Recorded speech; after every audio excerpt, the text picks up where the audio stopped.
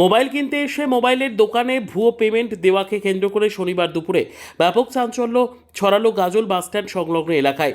IDBI ব্যাংকের নিচের এক মার্কেটে জানা গেছে, এক যুবক ওই মার্কেটে একটি মোবাইলের দোকানে এক যুবক মোবাইল কিনতে এসেছিল। তার পছন্দের মতো মোবাইল কিনেছিল, তারপর কিউআর কোড স্ক্যান করে পেমেন্ট করে। মোবাইলের দোকানের মালিক তার স্টেটমেন্ট চেক করে দেখে কোনো টাকা ঢোকেনি, কিন্তু ওই যুবক তার মোবাইলে পেমেন্ট সাকসেস দেখাচ্ছে।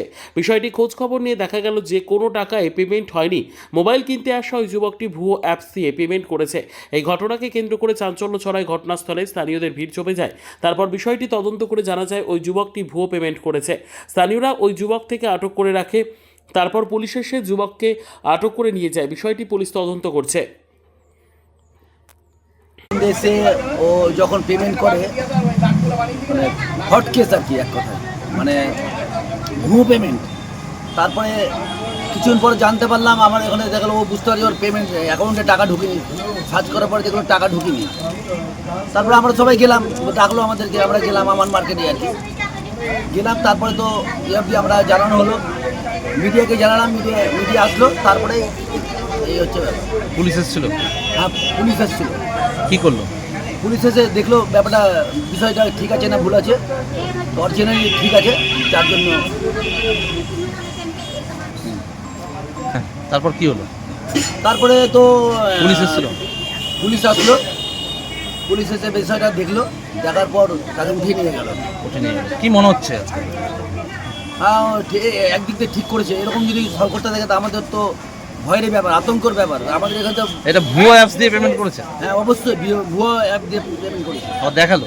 একদম আমরা দেখতে পেলাম, ও স্বীকারও করেছে আজকে, ভয়ে নিজে স্বীকার করেছে। তাহলে কি আজকে বেঁচে গেল ছেলেটা? বেঁচে গেলো, এখন পুলিশ নিয়ে গেল থানাতে, এখন পুলিশ যা করবে। ওর তো টাকা বেঁচে গেল।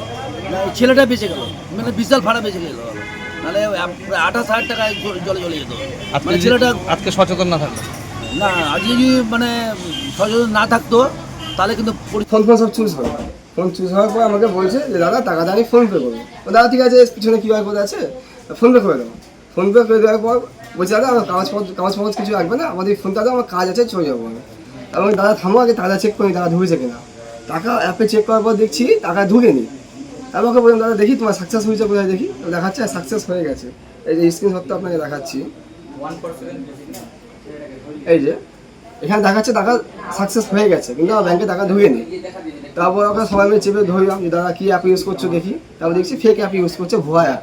মানে অ্যাপে যত ইচ্ছা টাকা, মানে অনেক টাকা, কিন্তু 1 টাকাও যাচ্ছে না। কি মনে হচ্ছে? মনে হচ্ছে ছেলেটা আগে অনেক করেছে, যা শুনতে পাচ্ছি আগে অনেক দোকানে এখন সেম কাজ করেছে, স্ক্যাম করছে, স্ক্যাম করছে। বেঁচে গেল আজকে? আজকে ধরে নিয়েছে সবাই, ব্যাস। মানে সতর্কতা যদি না থাকতো আজকে 21,000 টাকা পুরো আমার লস হয়ে যেত, ব্যাস। আমি ধরতে পারতাম না।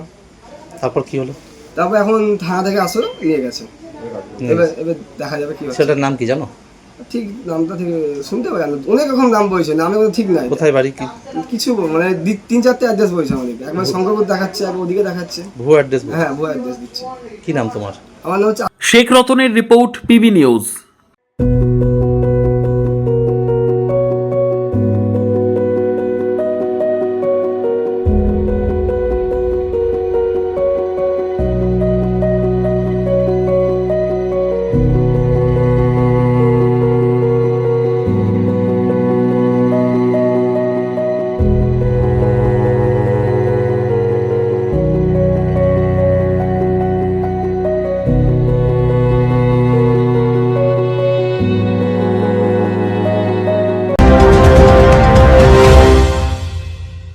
ডিগ্রি করার পরেও চাকরি নেই, অথবা স্কুল কলেজের পাশাপাশি একটা কোর্স করে ব্রাইট ক্যারিয়ার বানাতে চান?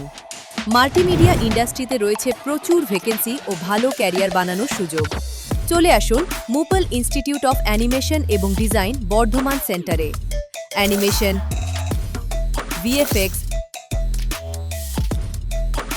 Graphics design, video editing, digital মার্কেটিংয়ের মতো কোর্স করুন। ইন্ডাস্ট্রি স্ট্যান্ডার্ড ট্রেনিংয়ের সঙ্গে থাকছে 100% প্লেসমেন্ট অ্যাসিস্ট্যান্স। আজই যোগাযোগ করুন স্ক্রিনে দেওয়া নম্বরে।